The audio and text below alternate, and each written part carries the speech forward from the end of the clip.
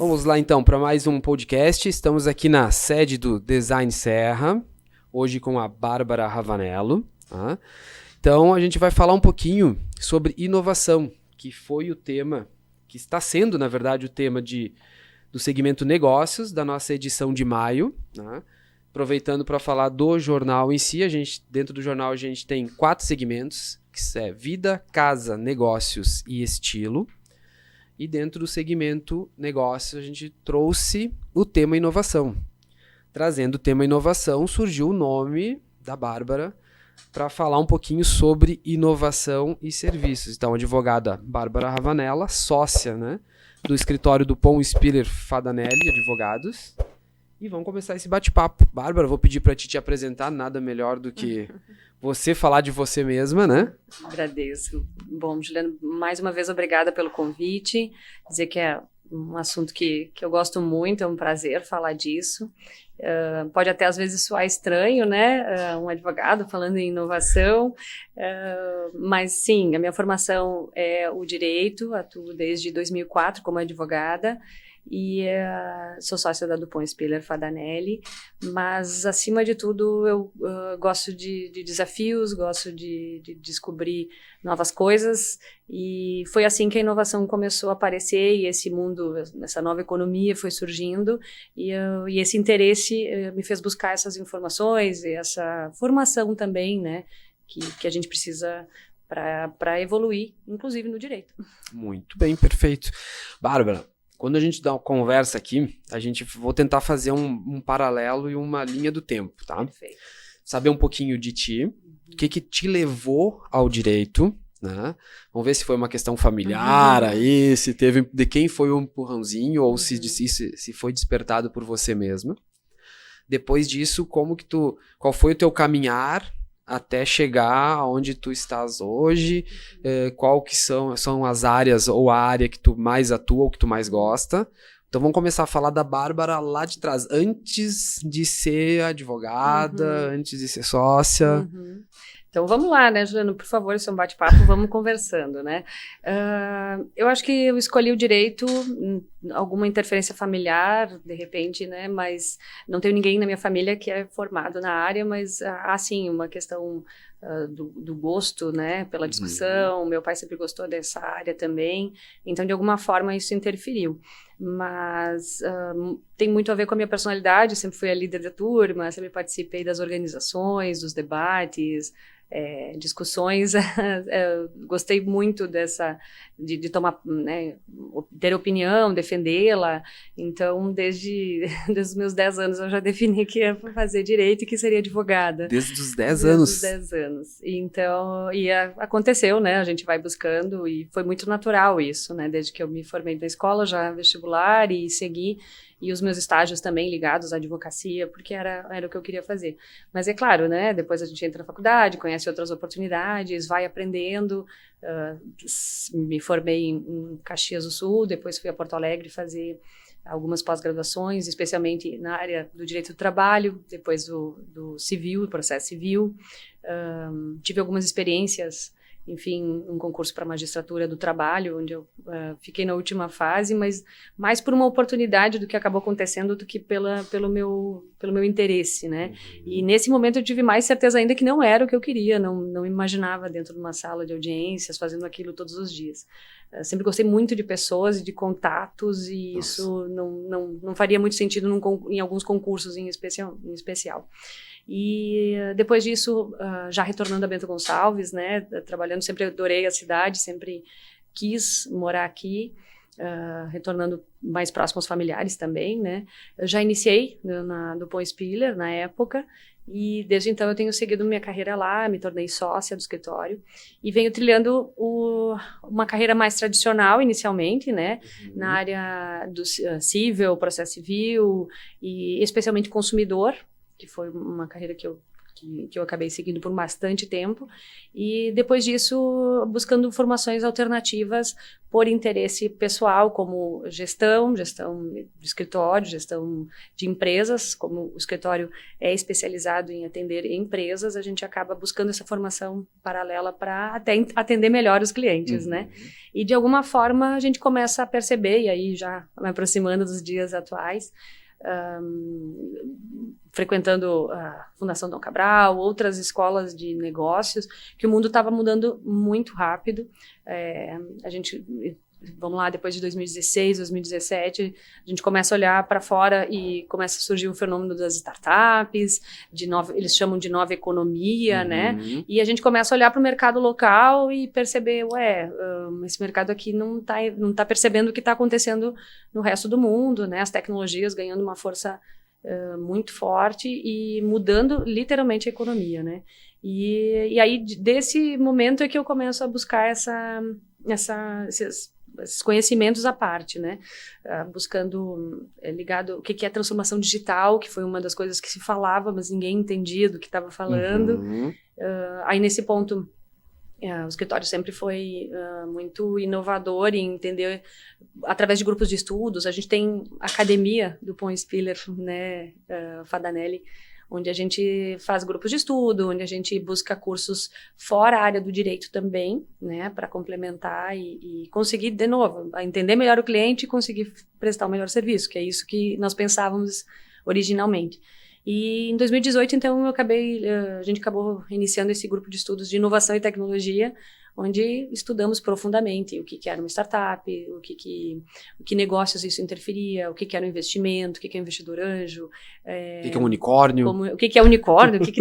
Eu recordo na época de uma pessoa que ouviu a primeira vez a palavra coworking e ela não sabia nem pronunciar, porque não eram palavras que realmente do nosso dia a dia, né? E aqui na região também demorou um pouquinho. Nem tinha coworking, então... E nesse momento a gente já saiu, fomos a São Paulo, fomos buscar conhecimento. Eu, em especial, busquei no INSPER, né, cursos especializantes, enfim, nessa área, e aí esse mundo começa a se abrir, né, uma coisa vai puxando a outra. Em 2019 também, a gente já trabalhando em coworking, oportunidades surgiram, começamos a trabalhar para algumas startups no escritório, colegas, outros sócios do escritório também saíram para trabalhar especificamente com isso, né. Aconteceu também em 2019 do Instituto Hélice, alguns movimentos Caxias. na Serra iniciaram. O Instituto Hélice é a formação de 4 empresas originais, né? Enfim, que seria a Soprano, a Marco Polo, a Randon e a Florence, né? Onde se reuniram e entenderam que esses termos, né? Como teoria da abundância, enfim, economia, e aí começam a se reunir, por que não achar soluções comuns para problemas comuns, né? Das empresas. E aí, neste momento, eles nos buscaram através do Alessandro Spiller, que é sócio do escritório, que já tinha esse contato com eles, para fazer a parte de governança, de vamos criar um instituto, ou o que vai ser criado. E aí, nesse momento, o escritório também apoia, né, o instituto, e desde então a gente faz parte do Hélice também. Inicialmente como apoiadores para essa estruturação, né? E depois agora como associado, desde agosto de 2020, como associado também, porque os benefícios que a gente vê nesse movimento, hoje já formalizado como instituto, são muito fortes, são muito voltados para resultado, né? Uma das coisas que a gente fala é que inovação sem resultado não é teoria, né? Não faz sentido, e isso é uma coisa que o Hélice busca, resultado. Hoje são quantas empresas que fazem parte? 21 empresas, eu acho que são associadas, não são 20 ou 21 empresas associadas, e está se expandindo, né? E o Hélice tem esse viés, inicialmente buscando a inovação aberta, ou seja, desafios comuns dessas empresas de todos os setores, para soluções internas. Mas esse é um dos propósitos, né, do Instituto. O outro propósito do Instituto é o fortalecimento do ecossistema de inovação na Serra Gaúcha. Eles deixam muito claro que é esse o foco do Instituto. E aí, abrindo um parênteses, né, mesmo sendo o foco muito estabelecido de inovação na Serra, empresas de fora da Serra fazem questão de se associar pelos benefícios que trazem. Então, empresas de fora do litoral, empresas do agronegócio, né, de Montenegro, enfim, também se associando, porque vem o resultado que o Instituto acaba levando para eles também, né? Com certeza. E, enfim, e assim começou e que a gente chega até aqui, né? Participando muito desse mundo de startups, enfim, de inovação mesmo. Perfeito. A gente teve um belo resumo, né?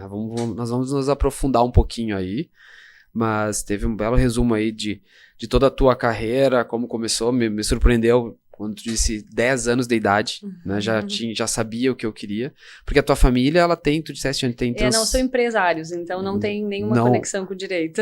Nada com direito. Foi a primeira que entrou ali. Exato. Se fosse por família, ia estar trabalhando em outro segmento hoje. Com certeza. Perfeito. Chegou, atende ou ajuda, auxilia? Ah, com certeza. A gente sempre faz parte, né? Afinal, é família. Tem que... Os nossos continua, temos né? que...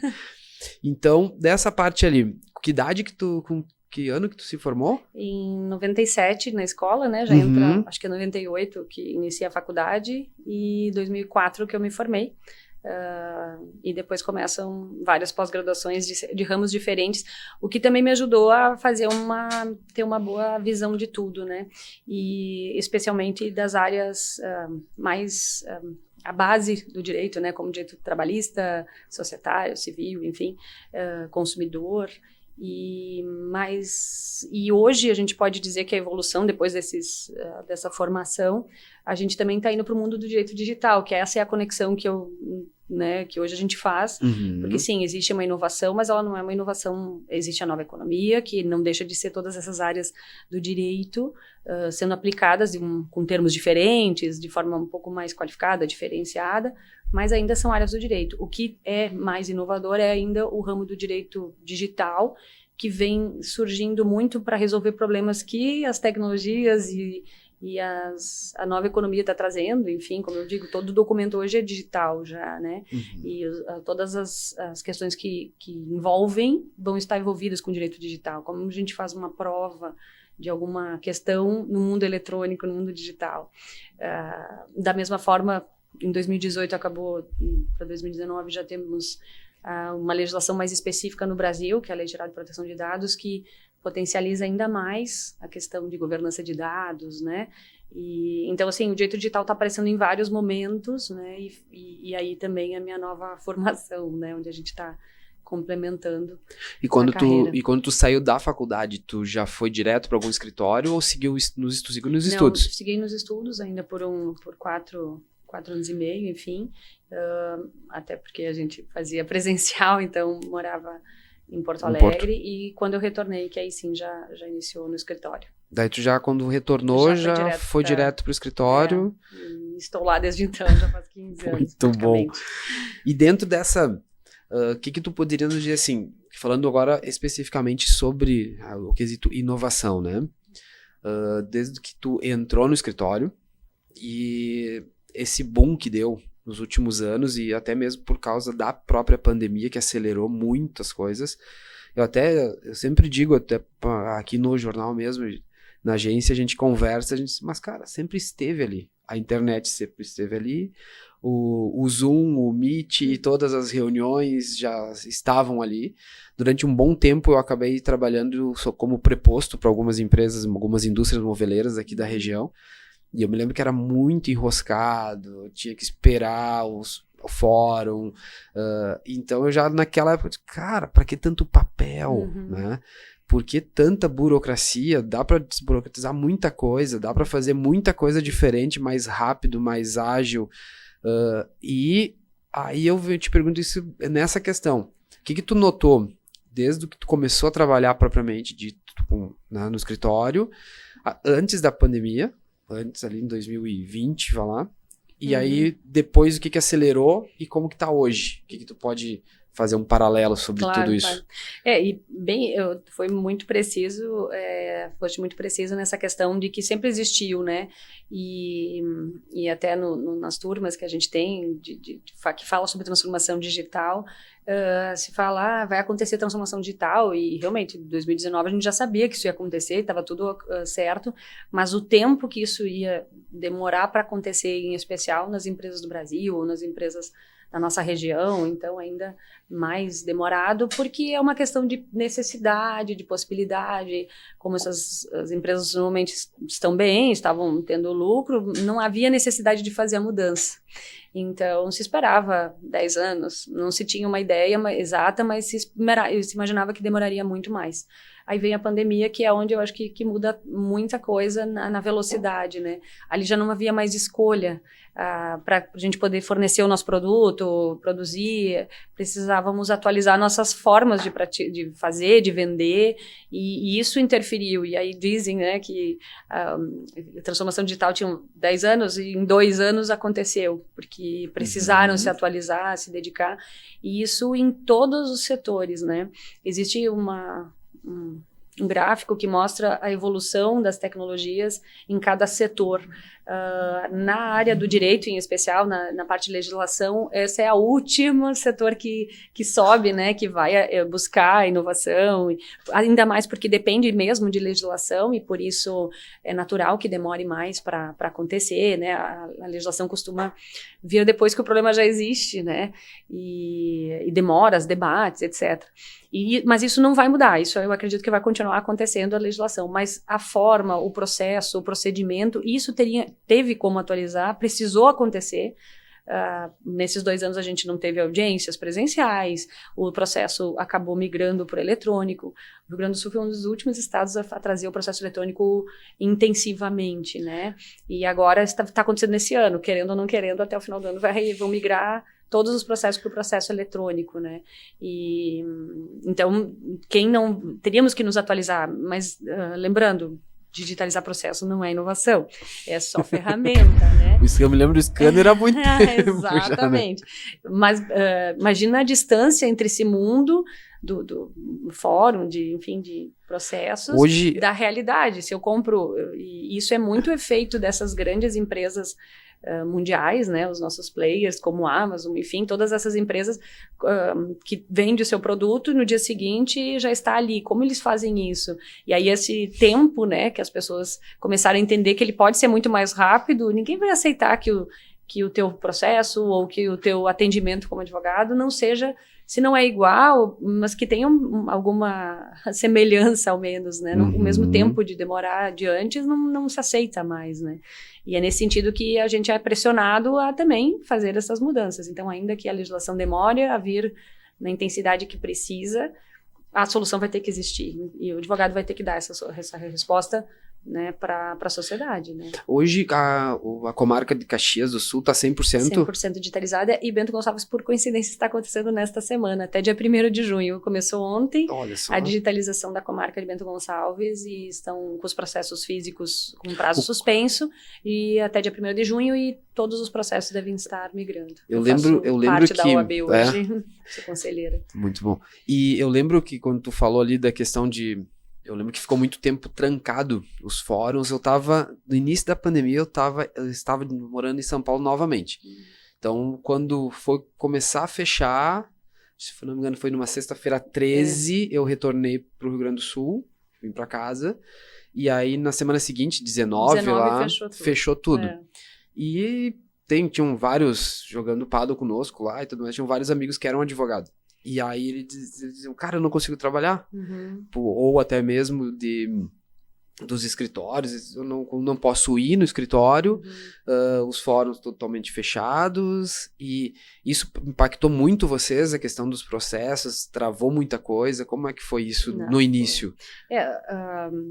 A gente teve alguma vantagem, porque estávamos já, como eu disse, a gente começou desde 2018, olhar para dentro, olhar para fora, entender melhor o que era esse assunto, e já fazermos reformas dentro do escritório, e em especial investimentos altos em tecnologias, né?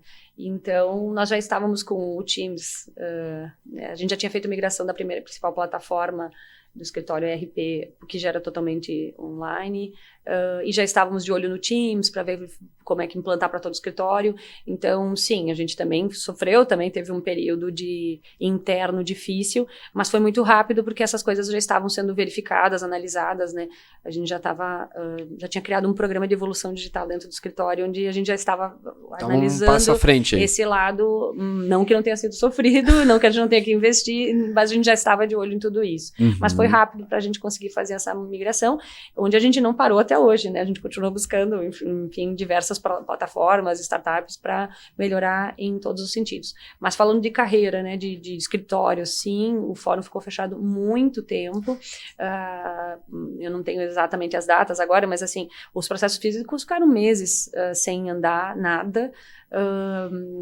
Né, ninguém podia entrar no fórum, o único processo que andava era o processo eletrônico, por isso, então, de todos os advogados quererem esse movimento de migração mesmo para o processo eletrônico, para pelo menos andar. As audiências eram online quando voltaram a acontecer, e as audiências continuam sendo boa parte online. Algumas já voltaram a ser presencial e até a pedido, enfim, de muitos advogados, e essa parte ainda para piorar o judiciário, e é isso que chega a ser até uma piada, quando aceitaram retornar ao fórum, abrir, né, porque não se aceitava que nem fosse entrar no fórum para pegar carga, nem nada. Quando aceitaram retornar, veio um hacker do Tribunal de Justiça Estadual. Do Rio Grande do Sul e travou de novo mais 45 dias, onde ninguém conseguia achar nenhum processo. E aí foi a gota d'água, né, para a mobilização de não seria mais possível continuar como estavam sendo para fazer feitos, e fazer decente. Fazer e fazer a migração de uma vez e investir em tecnologias, né? Porque juntamente com o digital vem também os problemas digitais, né? Claro. Hackers e os dados, enfim, como armazenar, como cuidar e todo o resto que tem que ser feito junto, planejado. A gente sabe que tem como armazenar, como cuidar, mas isso demanda de servidor, demanda um software muito bem elaborado. Muito investimento em tecnologia. E aí vem toda essa questão de sair da zona de conforto que o Estado permite, né? E daí depois vem toda essa parte. A gente passou aqui também muito sobre isso, né? Passamos, tanto que a gente chegou a pensar em não ter mais a edição impressa, né? Chegamos a cogitar essa possibilidade. Tivemos uma única edição que foi 100% online, aí depois, dali em diante, a gente já modificou essa parte. É que são mercados diferentes, né? Mas se sofreu, o varejo sofreu muito. E mesmo assim, eu vejo, quando eu digo que sempre esteve ali, era justamente para isso. Para nós sempre esteve ali também o formato de trabalho, como fazer as reuniões, como fazer as conversações, fechar negócio, assinar contrato. Imagina para vocês assinar digitalmente, né? Isso sempre existiu, há muito tempo existia, mas ainda assim não tinha. Sempre se olha muito para o investimento para começar. E também uma questão cultural. A geração que vinha sempre foi do presencial, do toque, do viajar para fazer uma reunião de 1 hora e voltar, né? Vai até São Paulo, passa o dia, fazer o curso. Fiz diversos cursos desse jeito, né? Saía, madrugava, passava o dia em São Paulo, voltava no final do dia e fazia isso todo sentido, não se parava para criticar a forma, né? Quando vem um online e obriga todo mundo a aceitar que isso pode ser feito, se abre, né, para essas novas possibilidades. E eu acho que é aí que começa a acontecer. Hoje o presencial não substituiu, né, o online não substituiu o presencial, melhor dizendo, mas a gente seleciona o que realmente é importante ter, né?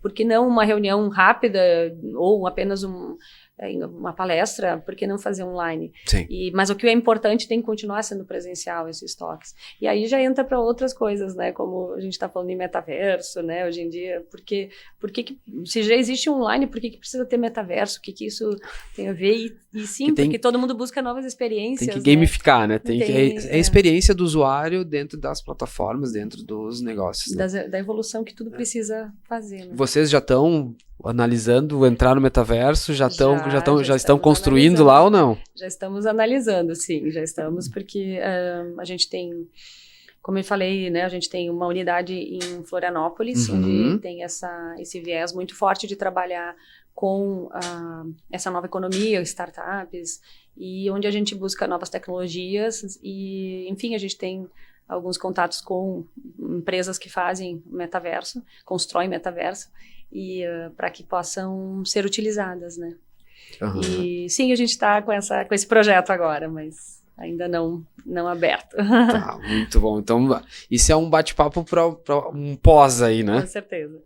Tá, muito bem. Dentro de startups, vocês atendem bastante as startups? Como é que tá essa parte, já que vocês têm essa parte lá em Floripa, né?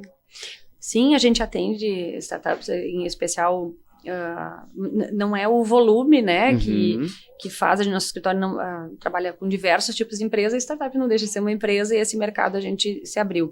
E quando a gente fala no mundo das startups, existem diversos lados. Existe o lado da startup, existe o lado do investidor, enfim, de todas as aceleradoras, né, e tudo isso são legislações, são negócios diferenciados, e por isso que a gente entrou nesse mundo, especialmente para poder entender todos os lados, né, e apoiar os clientes e os novos clientes do formato que precisam.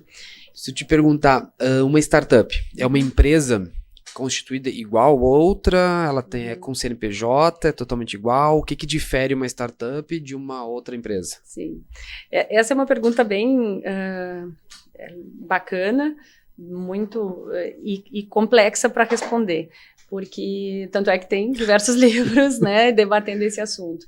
Eu vou falar da minha opinião e do que estudamos até hoje, né, a respeito. Startup é uma empresa como qualquer outra, sim, mas ela possui uma forma de gestão em especial muito particular, baseada em especial em dados, em métricas, em uma forma de gestão em especial diferenciada. A questão até de colaboradores poderem virar sócios, por que período, normalmente começam, né, com poucas pessoas, que todas interferem no negócio, né, e aí, mas precisam de dinheiro, esse dinheiro como é que se busca, e aí essa rede, né, de investimentos que se criou ao redor desse mundo, e que pode ingressar nesses negócios como parte ou não, e como é que elas também vão ganhar dinheiro em cima disso, né? Então é isso que roda ao redor.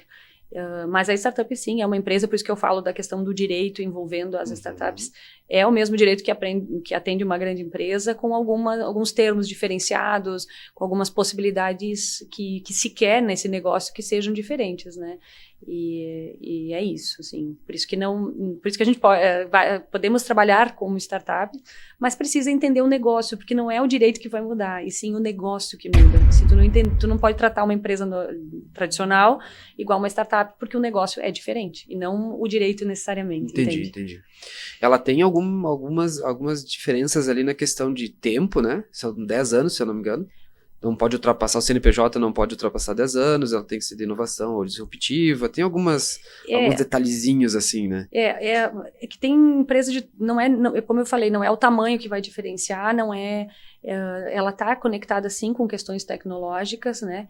Mas é muito mais a forma como ela é administrada, que ela é ou não é uma startup, né? A forma como ela mede os resultados, como ela já ingressa no mercado que ela está querendo, entregando de alguma forma alguma pequena coisa, ela não fica esperando um projeto ficar pronto para ser entregue só quando estiver 100% materializado, né? E aí ele trabalha muito com testes, né, MVP, enfim, aí são siglas que se utilizam muito, né, mínimo produto viável, enfim, todas essas, isso tem muita técnica por trás, né, da forma como eles aplicam. Perfeito. Ontem a gente estava conversando até com o David Darol, e ele até disse, a gente está vendo se consegue trazer uma summit para cá, né? Estão vendo se conseguem fazer isso, conversando também com o Vinícius Piva, né? Do Bento, a gente faz parte do Bento Mais 20, em 2019, mais ou menos, a gente iniciou o Bento Mais 20, mas na Câmara de Inovação, e aí dali que eu conheci o Vinícius. E trabalhamos juntos para fazer, né, o documento, enfim, que foi entregue, inclusive, à prefeitura. Muito bom. E para todos os políticos que vierem, porque esse é o programa da sociedade civil organizada, que de alguma forma diz o que gostaria, né? E hoje a Câmara de Inovação e Tecnologia e Empreendedorismo, porque mesmo que tendo entregue o documento, né, a gente continua assim, reunindo, porque buscamos essa complementariedade em relação a legislações, a trazer ou formatar um centro de inovação aqui na cidade, né? Hoje não tem... Ainda não temos, mas ele está em construção, muito com o apoio da SIC também. Para né? selar mesmo lá na SIC. Para selar. Acabamos de participar, inclusive, de um edital para trazer investimentos. Não acabou de sair o resultado, até foi ontem, enfim. Não foi possível dessa vez. O Brasil inteiro concorreu, né, pelo FINEP. Enfim, mas outros virão e a gente vai continuar participando, porque é uma forma de fomentar, né? Mas é que são muitas pontas que têm que ser amarradas, né? A gente sempre fala, sim, tem que ter pessoas que querem, mas tem que ter pessoas que administrem, tem que ter... o que faz, né, a aliança desses pontos? É a iniciativa privada, né, as empresas, os centros de educação e o poder público, né? Quando todas essas hélices se encontram, é que a gente consegue fomentar essa inovação local. Que não é um setor ou outro, né? Todo mundo tem que estar nesse vínculo, né? Para funcionar. E agrega e traz produtividade para todos, né? Principalmente para essa juventude que está vindo aí. Penso muito na questão filhos, né? Na minha, nos teus. Sabe que por isso que eu comentei do hélice e sempre trago eles como exemplo. Quando eles falam que querem desenvolver o ecossistema de inovação da Serra, pensando principalmente nisso, né? Muitas empresas que iniciaram esse movimento poderiam ter feito a inovação e estavam fazendo a sua transformação digital dentro de casa e teriam força para isso, teriam condições de fazer. Mas quando eles olham quanto isso se sustentaria, né, numa questão local, de rede, de atração de talentos, como se fala, hoje nem uso mais a palavra retenção de talentos, mas enfim, que as pessoas permaneçam aqui, quantas startups iniciaram aqui, ou quantos empreendedores temos aqui e, de alguma forma, saíram porque os centros de inovação estão em São Paulo, em Florianópolis também. Em Recife, né, no Porto Digital, enfim, em todos outros centros de inovação que existem no Brasil, porque não enxergavam nessa região uma forma de continuar. Esses movimentos são fundamentais para que essas pessoas enxerguem aqui futuro, né, e queiram ficar e desenvolver essa região. E aí a economia consegue se manter, né, com os ciclos, né.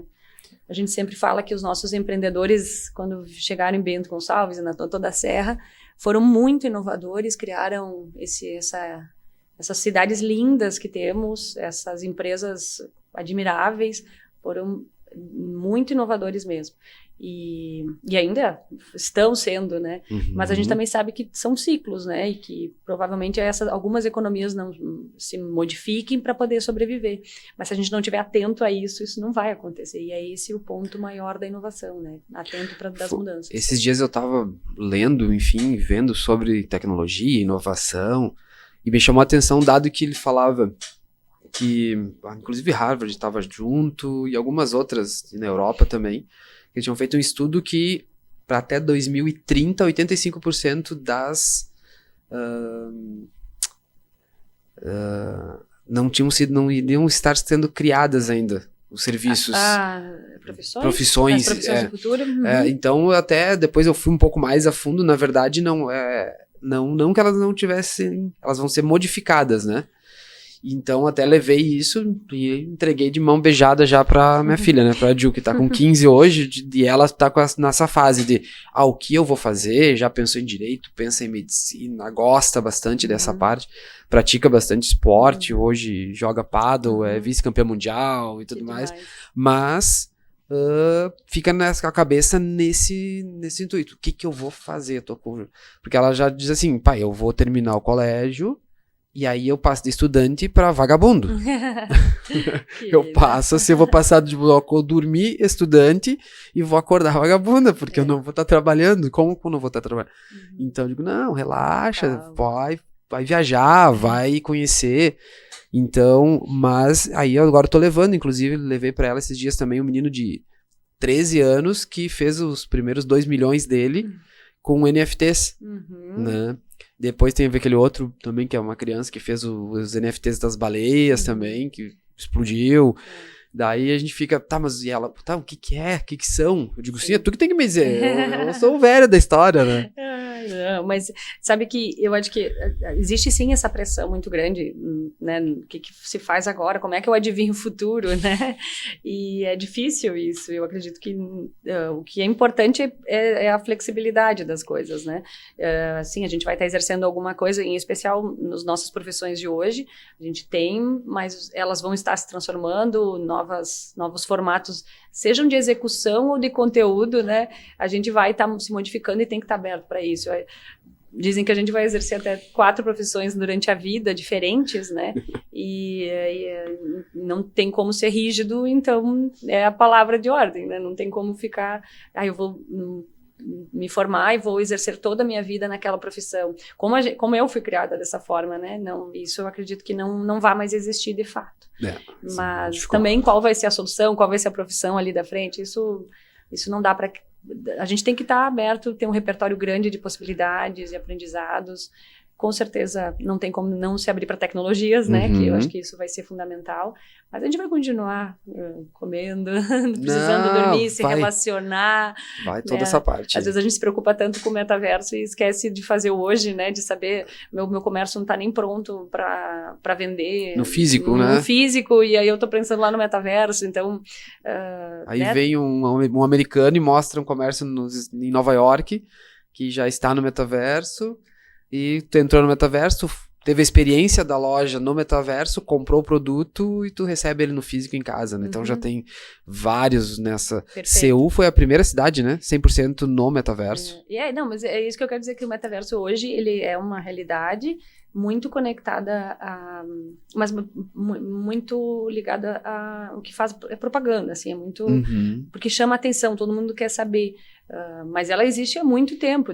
Quem tem filhos sabe que eles jogam videogame há muito tempo já em formatos, né? E, como o metaverso se propõe. Mas o que importa é que hoje ele está trazendo... É tendência, né? Ele traz essa parte de falar. É assunto que chama atenção e por isso que está sendo tão falado. Mas tem um caminho anterior, inclusive, para ser feito, que as pessoas precisam se preocupar mais até do que estar ou não no metaverso. Tem que saber que ele existe. Esse assunto tem que entrar nas casas, né? A gente não pode rechaçar só porque eu desconheço. E eu acho que esse é o desafio, realmente, né? Eu achei fantástico alguns exemplos da parte da educação, até... Também acredito que o metaverso vai entrar muito forte na educação, é onde ele faz toda a diferença mesmo. Porque, tu quer saber hoje de, sei lá, vamos lá, quando a gente foi estudar Egito, Roma, o que, né? Só na nossa hoje cabeça, tu né? coloca o óculos e tu tá dentro do Coliseu. Exato. Conhecendo como foi, o que aconteceu. Se quiser uma guerra, saber tudo o que aconteceu também, como aconteceu, tu vai estar vivenciando aquilo. Então, tem todo esse outro lado que eu acho muito importante. Que, por exemplo, que nem vendo um outro de Seul ali, eles estão pagando contas, estão indo no mercado, tudo pelo metaverso. Claro, poderia simplesmente acessar o computador ou ligar, né, quero tais produtos. Mas não, tu entrou, vai lá, tem experiência, compra e depois o mercado te entrega ali, né? Então isso eu achei fantástico. Dentro das startups ali, tem alguma que tu lembre, assim, que foi uma das primeiras, ou tu lembra a primeira startup, ou quando tu, vou conversar com uma startup? A gente tem, claro, de novo veio a pandemia, a gente ficou um pouco mais limitado a feiras, os eventos nem aconteceram, ou aconteceram de forma muito limitada, mas tem muitas feiras se reinventando, buscando esse lado de tecnologia e inovação, startups como a Mercopar, por exemplo, de Caxias, que era totalmente focada para um setor metal mecânico, e hoje tem se focado muito para cá, e a gente frequenta, né? Acabamos de ter o Gramado Summit agora em abril, teve o South Summit em Porto Alegre, né, onde a gente também participa, o próprio Summit de Florianópolis o ano passado, enfim, a gente costuma frequentar, assim, esses eventos, principalmente para entender conhecer novas startups e entender como é que tá funcionando, mas principalmente porque lá gera muita conexão, né? A gente conhece empresas, a gente pode auxiliar de alguma forma e, de novo, entendendo negócios, que eu acho que é onde a gente tem que estar sempre aberto para aprender, né? E sim, a gente tem algumas startups que até estava tentando lembrar aqui, algumas para quem a gente trabalha, até a ganhadora da Salt Summit, que é a startup campeã, é uma startup para quem a gente trabalha, que é a Yours Bank, que é uma fintech, e que a base dela, sim, ela é um banco digital para crianças, né? Mas eles estão muito conectados com educação financeira. Então, o que está por trás, para crianças e adolescentes, né? O que está por trás, sim, é um banco, mas o propósito deles é muito forte, que é essa educação financeira que é tão difícil de passar para essa geração, que a gente não teve, de alguma forma, né? Não dessa forma como eles se propõem, e que eles trazem uma solução para isso. E eles são bem, muito interessante a forma como eles trabalham, e enfim. Eu não consegui ir mas um dos meus sócios da parte da agência de publicidade, né, foi, né, de Santa Maria. Então eles foram para lá, depois conversando com o Vini também, que ele foi, inclusive palestrou na sexta-feira, falando sobre o esporte, toda essa parte, e aí eu até perguntei para ele como tinha sido, quem tinha sido, daí ele trouxe também essa startup, né? Eu achei fantástico, né? É claro que tem toda uma questão ali, pais, banco, mas tu conseguir dar para uma criança...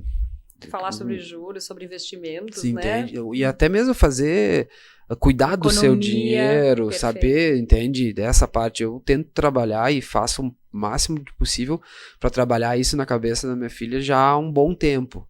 Montar uma planilha financeira. Então, hoje ela joga paddle, tem lá tem alguns patrocinadores, então entra algum dinheirinho para ela, que eles já fazem um depósito direto na conta dela, no Pix dela. Então, eu digo, início do mês. Quem fez o depósito, larga pra planilha, vê isso. 10% disso aí tu pode tirar, tu pode fazer o que tu quiser. Os outros é só pra ti ir pra torneio, então paga tu. E esse tempo atrás ela disse, pai, que sensação incrível. Eu disse, como? Do que, Edil? Não, eu fui lá pagar a minha inscrição no torneio, fui eu fazer, sabe? Digo, isso aí, hoje tu... Bem, mas, Juliano, pensa quantos pais têm essa condição de ensinar da forma como tu tá fazendo, né? Ou tem conhecimento para isso, não faz nem para si, como é que vai ensinar para os outros, né? Então, por isso que quando tem uma plataforma que traz já essa orientação, eu acredito que facilite muito a vida dos pais, e se a criança tem interesse, mais ainda, né? E esse valor que tu falaste agora do sentimento dela é o que vai fazer a diferença, quando ela sente que está conseguindo comprar alguma coisa com seu esforço, com a sua economia, com a sua mesada investida, isso marca eles e educa, né? Sim. É uma experiência totalmente diferente, né? E tu tem pretensão de fazer uma startup? Já pensou em alguma coisa? O empreendedorismo precisa existir para todos os setores, para o direito também, e sim, até não, e fora do direito também. Pensar a gente pensa, mas realmente não tenho nada concreto no momento. Nunca foi para sair do papel. Não saiu do papel ainda. Teve eu acabei indo, que a gente entrou com um jornal, que foi a Startup Weekend, eu acho que foi ali no SIC. Daí a gente foi no pitch de apresentar, nos pitches, né, nos finais ali. Sim. Eu me arrependi, na verdade, de não ter participado né? Antes de ter acompanhado todo o processo. Sim. Né? O Vini dizia, vem pra cá, vem pra cá. Vem aí, não sei o que, vocês são uma empresa apoiadora e tal. E tu, vou. Mas esse ano vai ter, provavelmente, de novo, eles estão pra fechar, né? E aí ele até disse, e esse ano? Eu digo, não, esse ano eu vou. Esse ano eu vou. E foi fantástico de conseguir. Eu peguei a Ju, botei ela debaixo do braço, fomos ela, a Silvia pra lá. E ela vendo aquilo tudo, aquele alvoroço, e as apresentações, e o tempo, e cronômetro, e tudo mais. E aí eu disse, e aí, Ju? Um grande game, né? O que tu quer, o que tu acha? Tem alguma ideia pra fazer algum aplicativo, alguma startup, algo... Aí ela... uma de moda, aí uma de... O que ela tinha falado? Era moda, e outra... voltada pra educação, onde ela tinha dificuldade, porque ela tem que pesquisar sobre os conteúdos, né? E era sobre isso, professores online já, nível Brasil, não se falava em pandemia ainda. Não tinha nada disso. E aí eu disse, então, vai lá, mete a mão e vai fazer, né? Mas a grande diferença, porque a maior parte das startups morre, né? A gente tá falando de algo bonito, inteligente, a gente tá falando de startups de sucesso, lembrando, né, de casos, mas o fato é que a maior parte morre, porque seja porque não... Mas só a ideia, ela não para de pé. O que ela... startups que dão retorno são as que realmente conseguem concretizar o negócio. Então, uma boa ideia ela não é suficiente, né? Precisa ter uma estrutura, precisa ter um gerenciamento, uma administração disso tudo.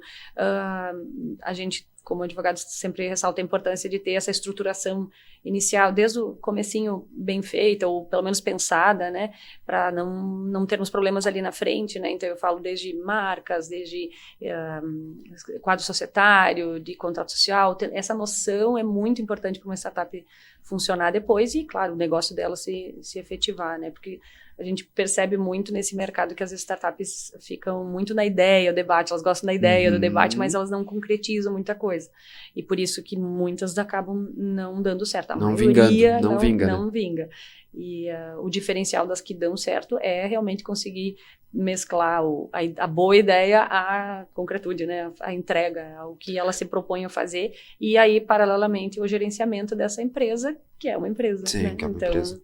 E aí onde a gente consegue atuar e colaborar, porque normalmente não está vinculado a alguém que entenda muito disso, e aí esse apoio técnico, jurídico, enfim, faz toda a diferença. Porque vem investimentos, né, podem diluir o capital, enfim, essas questões aqui que acabam, precisam ser faladas, né, enfrentadas. Tu falou agora da questão de investimentos, né? Por exemplo, um investidor anjo, né? Ele ele não entra como sócio, ele entra simplesmente como investidor, ele pode entrar como sócio, como investidor, tem um tempo para isso. Não, aí tem várias possibilidades, né? Tá. Mas normalmente o investidor anjo é aquela pessoa da família que entra com dinheiro para ajudar o cara, né, a começar a startar Eu acredito um negócio, em ti. Acredito em ti. Ou para de me incomodar e faz esse negócio dar certo. Exato. Mas quando a gente fala em investidor, a gente fala muito em fundos, né, que acabam investindo nesse tipo de negócio, e aí sim eles podem entrar como sócios ou não, e aí depende de cada situação, isso não é porque é de um jeito que vai ser assim. Não é fechado, não é tão fechado, não. E até porque, enfim, tem os sócios originais que também o contrato social deles tem que ser regido de alguma forma que, ou eles aceitam o investimento ou não aceitam, ou de que forma eles entram, né, então isso é bem, bem variado.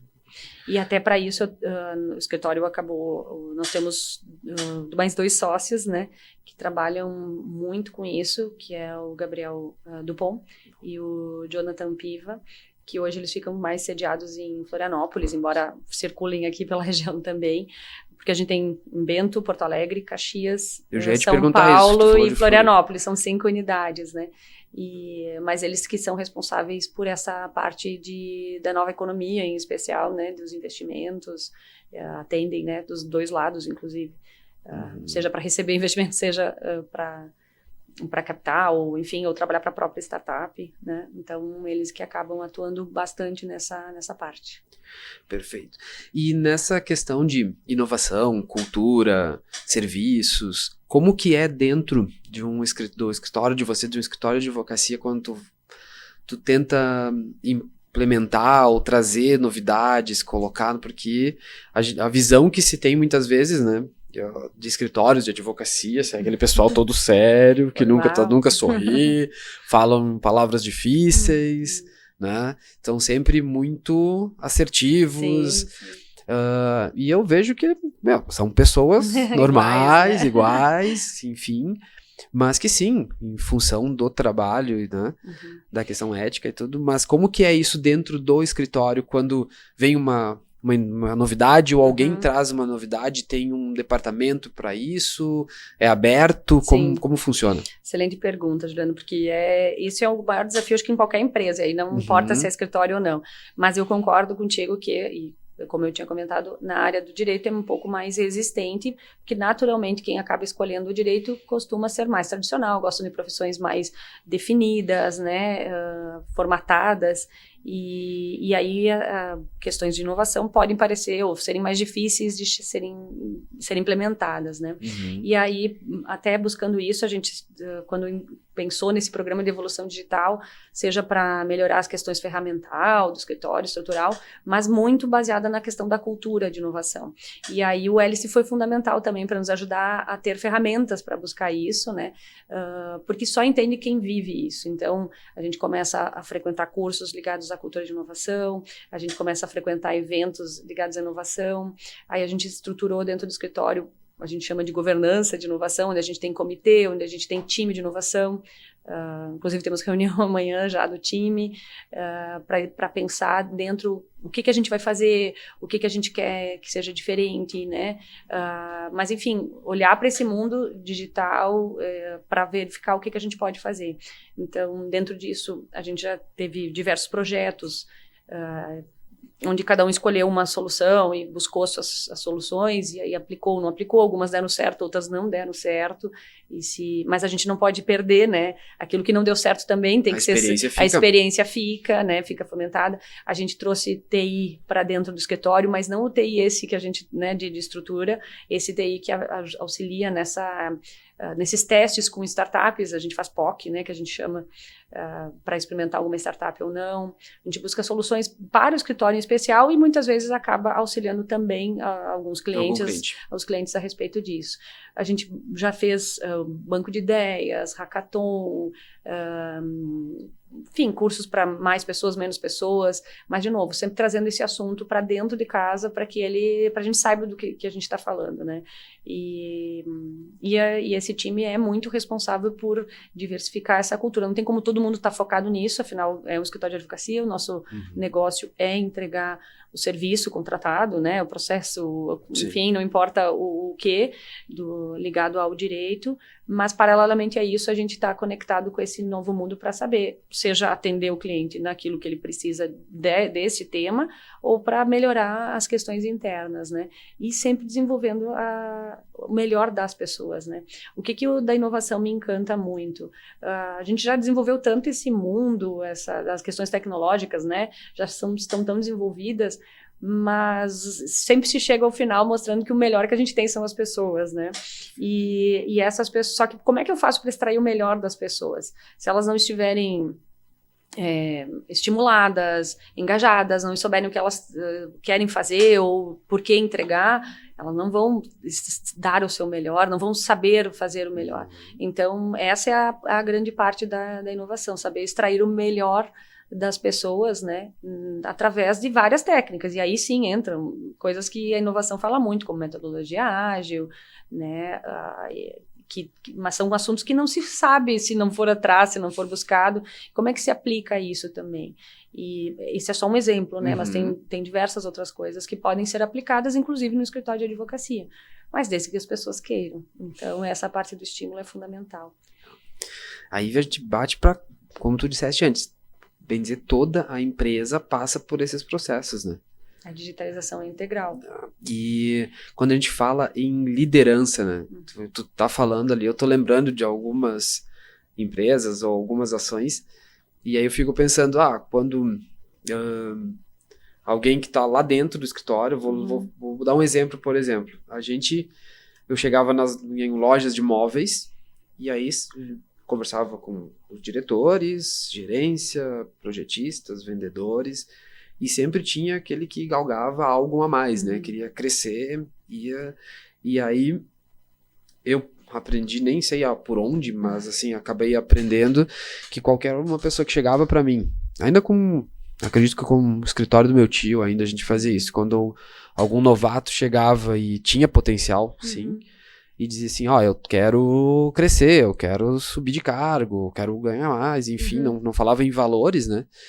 Mas quando chegava, eu dizia, eu quero ir para tal área. Ok, quer ir para lá. Tu tá fazendo muito bem a tua área, a tua parte, mas então vou fazer o seguinte, te dou 3 meses, 6 meses, eu vou colocar alguém do teu lado, além de fazer o que tu precisas fazer na tua área, tu vai treinar, que vai ser o teu backup. Já vai treinar essa pessoa, e se ela estiver pronta, tu pode vir, tu pode migrar, né?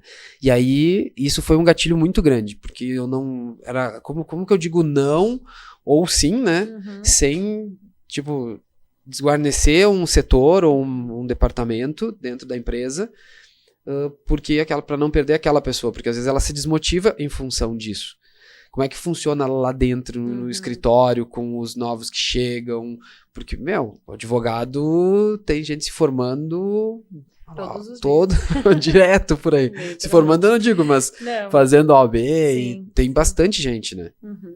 Então, como eu comentei, nem tem a ver com inovação, mas a gente lá atrás já sempre iniciou a academia DSF hoje, né, a gente chama, que é uma forma da gente se manter sempre se atualizando. Quem gosta de estudar, quem quiser aprender, o lugar está sempre preparado para isso, né?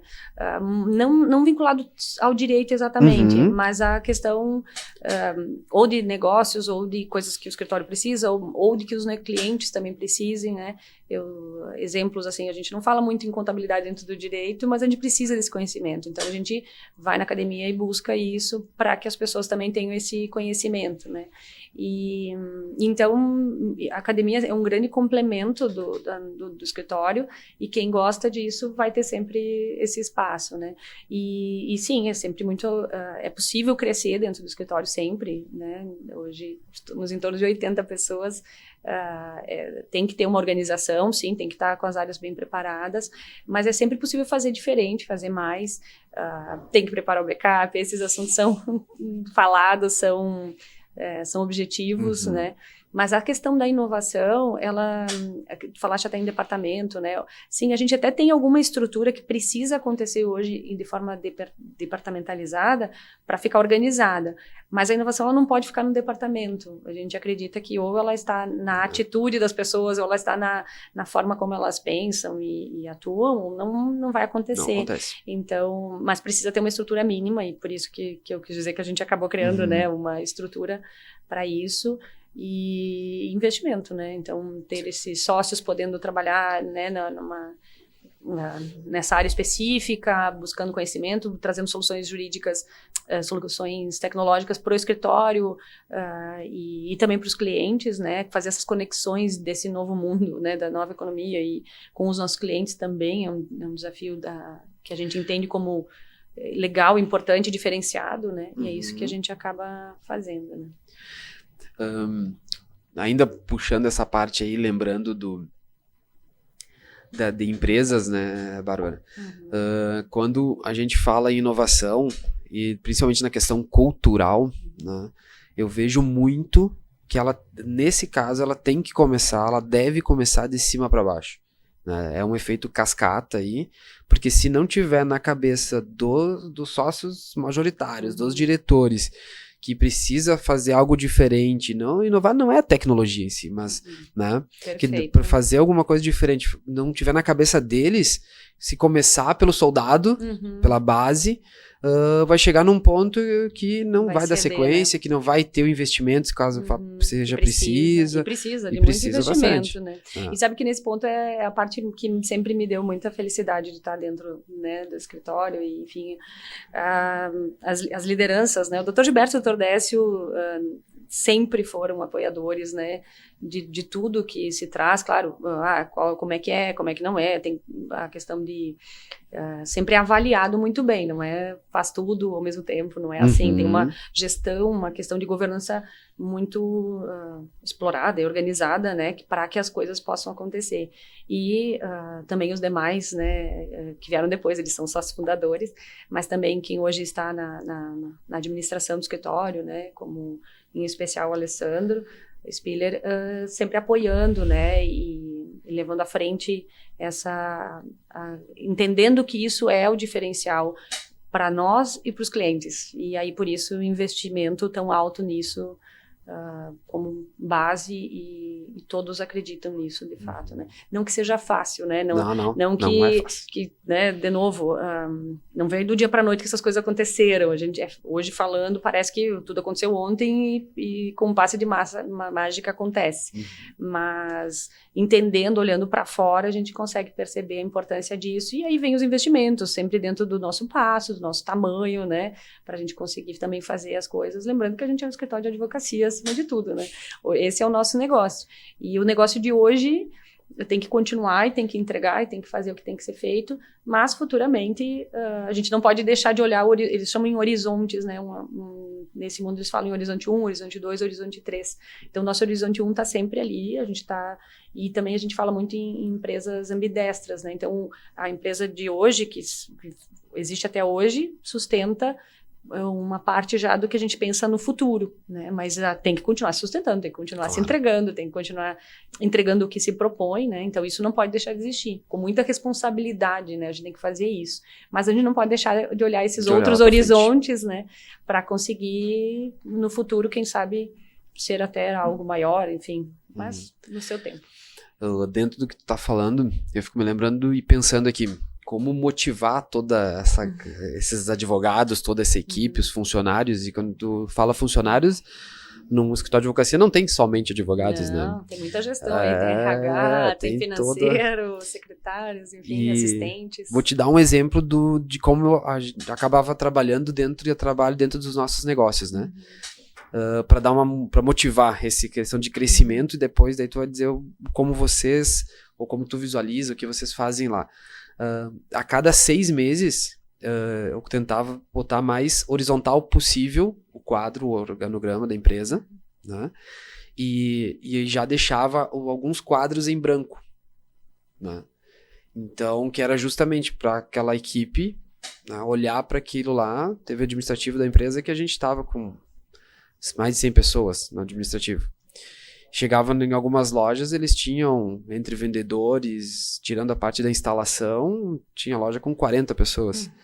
Então, o que a gente montava? Montava um quadro com eles, onde deixava, no mínimo, para cada departamento, um quadrinho em branco. Que era justamente para aqueles funcionários, para aquele pessoal olhar e dizer assim, opa, eu tô aqui, mas aquele quadro em branco é o meu nome que vai estar lá. Eu quero que meu nome se vá para lá. Né? Que seja virar um gerente, enfim. Que era justamente para manter eles motivados e pensando em como trazer para a empresa. E aí trazia várias formas de Kanban, enfim, para que eles conseguissem colocar as métricas. Então, teve empresa que a gente teve que colocar meta diária, né? Então, só no final do mês? Não, vai ser diária. Demora muito, né? Vai ser semanal, quinzenal e bater o mensal. E aí depois era correr que nem louco para conseguir elas, né? E como é que funciona para vocês dentro do escritório, assim, dentro de um escritório de advocacia, essa questão do engajamento e da motivação do pessoal? Sim. Assim, não existe fórmula perfeita, nem pronta, né? Isso tem que estar sempre sendo repensado. Mas existem coisas que melhoram o nosso dia a dia, né? E onde a gente consegue... a gente estimula muito a questão do protagonismo, né, das pessoas poderem apresentar o seu trabalho, elas terem contato, né, com o cliente ou dar a solução, e até coisas simples, assim, como quanto melhor eu conseguir me comunicar, por exemplo, com o judiciário ou com o meu cliente, melhor eu vou estar sendo vista, né, então vou conseguir o objetivo lá no judiciário, e aí a gente começa a buscar dentro disso soluções, e as pessoas podem assumir o protagonismo dessas equipes, desses trabalhos, e eu vou dar um exemplo recente, por exemplo, de Visual Law, que é uma das coisas que a gente começou a usar, que é interessante, a gente vai se comunicar melhor com o cliente e com o judiciário. Então, mas também não pode sair fazendo uma coisa muito, né, sem medir os efeitos. Então, se estudou, e esse grupo de trabalho já começou há mais de 2 anos também, ligados ao que é Visual Law, o que não é, onde é que a gente vai aplicar, como é que a gente faz isso, e aí dentro disso a gente começou a fazer umas medições, aplicações, e aí vendo já os resultados. E aí também se viu que precisava mais conhecimento em alguns assuntos. Então, acabamos o curso de storytelling, por exemplo, ligado muito pensado no jurídico, para que a gente visse que não era só design, a gente precisa também saber contar uma boa história, senão o próprio Visual Law não vai parar em pé se não tiver uma história bem amarrada atrás. E quando tu começa a ver que o cliente, nossa, entendi melhor esse relatório, essa informação, depois que começou a aplicar essas novas técnicas, né? Ou o próprio judiciário começa a se comportar diferente com os nossos pedidos, né? Através de petições, porque a gente começa a se comportar diferente, esse resultado já engaja muito, porque não está dando resultado esse movimento que eu fiz, então eu acho que isso já dá resultado. E aí as outras pessoas que poderiam estar não acreditando e começam a ver que tem resultado, começam a dizer, olha que legal, vamos fazer também. E aí eu acredito muito nessa ver o resultado e aí começa a ter mais gente seguindo, né? Por isso que pequenas entregas, por isso que a gente fala muito nisso, né? E isso vem da inovação, né? Não espera ficar tudo pronto para apresentar. Eu ia passar 2 anos estudando sem ter nada para entregar agora. Assim, não, a gente já foi aplicando desde o começo, um pouquinho, mede, não vai demais para lá que não deu esse resultado, volta e vai corrigindo no meio do caminho. Isso é uma técnica de inovação que parece até simples, mas não era utilizada, né? Uhum. E a gente começa a ver os resultados e aí começa a engajar mais pessoas para conseguir colocar em prática. Perfeito, muito bom. Deixa eu te perguntar uma outra questão. Se vocês acabam fazendo lá em 2002, 3, em 2003, quando eu trabalhava com o meu tio, o Adão Ajala, a gente pegava os advogados ali, a gente simulava um determinado processo, né? A gente criava lá enfim, e largava para eles. Então, para aquele que conseguisse ter a melhor defesa, sabe, fazer algumas coisas nesse sentido. Então, eles tinham que tanto fazer o processo, montar ele todo, a defesa ali, como apresentar também para todos, e aí sempre tinha alguns que não estavam participando, era como se fosse um teatro, que era a banca julgadora, né? E a gente dava uma premiação para eles, tipo assim, ok, não, foi muito bem, ou, ficou faltando tal artigo, ficou basado, enfim, algumas coisas nesse sentido. Vocês fazem algumas coisas nesse sentido? Sim e não, vamos lá. De repente algo semelhante a isso, porque, enfim, no dia a dia não tem erro, não pode ter erro, então pode. A gente não, isso é muito, fica dentro das áreas, elas são especializadas, então isso não acaba não fazendo. O que a gente consegue fazer, e o exemplo do hackathon foi esse, a gente mapeou várias dores que o escritório tinha, que as pessoas tinham dentro no dia a dia, levou para lá, montou 6 grupos de pessoas, e todos criaram soluções dentro de uma metodologia proposta, e aí disso vieram 6 soluções. Dessas 6 soluções, 3 soluções são extremamente válidas, foram aprovadas, uma só foi campeã, mas 3 a gente entendeu que tinham possibilidade e a gente começa a executar. Então, esse tipo de situação a gente tem que aproveitar, são ideias das pessoas, elas pararam para pensar numa solução e trouxeram a solução, né? E isso eu acredito que é plenamente viável. Isso aconteceu em outra proporção no banco de ideias, né? Onde a gente também ouve toda a instituição, as pessoas trazem a solução, como colocar em prática, e também, né, as principais ali ganharam, foram premiadas por isso, e hoje estão sendo colocadas em prática. Eu acho que o maior engajamento, de novo, vem da prática da tua própria ideia, né? Isso traz resultado. Vai ter um prêmio, mas isso é muito curto, né? É o mínimo, né? É muito simbólico, na verdade. O que faz diferença é ver que a tua ideia fez a diferença para alguém, para alguma pessoa ou para a própria organização mesmo. Né? Muito bom, muito bom. Bárbara, eu acredito que a gente bateu um bom papo aí, né? Conversamos bastante sobre como tu vieste parar no mundo, né, do direito. Agora, uma visão de futuro, o que tu visualiza para o escritório, para você, ou para o direito de forma meio que geral, mas o que tu visualiza, assim, dessa questão de como estamos, né, dessa evolução rápida que tivemos em 2, 3 anos aí, e para onde, o que tá vindo pela frente, digamos assim? Olha, vou falar muito minha opinião, né? Não que seja uma verdade absoluta, até porque é muito difícil dizer exatamente o que vai acontecer.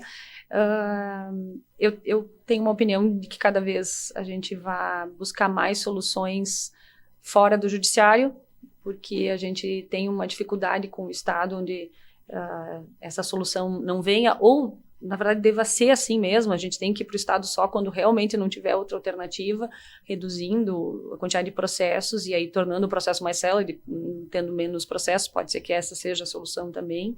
Acredito muito realmente nessa capacidade de negociação dentro da área do direito, né? Que eu acredito que vai continuar existindo advogado, embora muito se questionou até sobre isso, né, que seria substituído por robôs. Pelos AI, né? Inteligência artificial, e existe, tem como a gente melhorar muito isso através de robôs. Tudo que é repetitivo e, enfim, o ser humano não é bom na repetição. Assim como o robô sozinho também não funciona, né? Então, eu acredito que esse casamento perfeito entre robôs, enfim, tecnologia e ser humano é o que vai funcionar. em todos os sentidos, seja numa negociação, seja num processo ou em qualquer outra solução. E acredito muito que cada vez mais os advogados, e aí estou falando bem da área do direito, vão precisar entender melhor os seus clientes, né? Quem é o seu cliente, como ele está, assim como as empresas fazem da experiência do usuário, isso também tem que estar muito presente na vida dos advogados, do jurídico de forma geral, para que eles realmente entreguem a solução que eles precisam, senão fica uma solução teórica ou do direito que não se aplica na vida real, e aí não vai fazer sentido, né? Então, acredito que para o direito é por aí, né?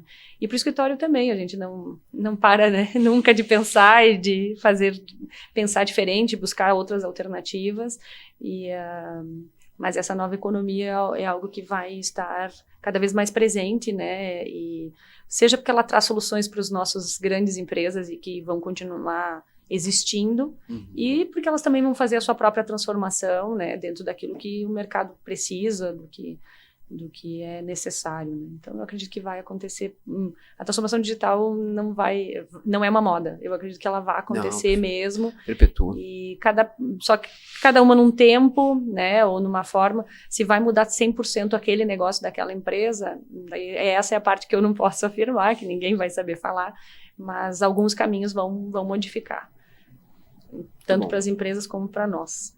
Muito bom, muito bom. Concordo bastante aí com a tua fala.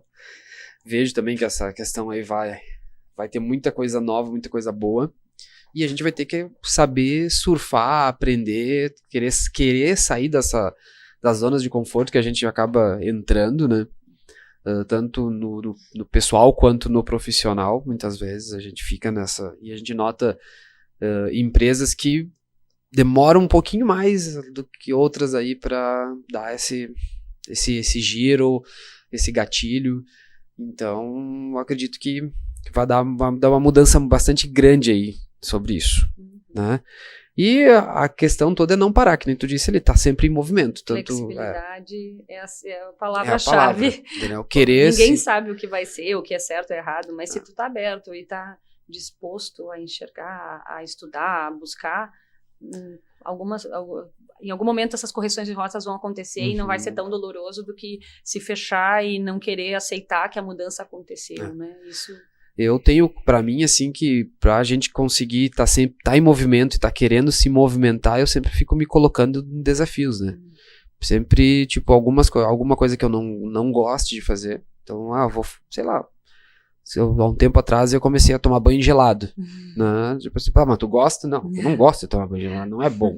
Mas começa a ativar várias outras coisas que hoje eu sinto muita falta se eu não fizer, né?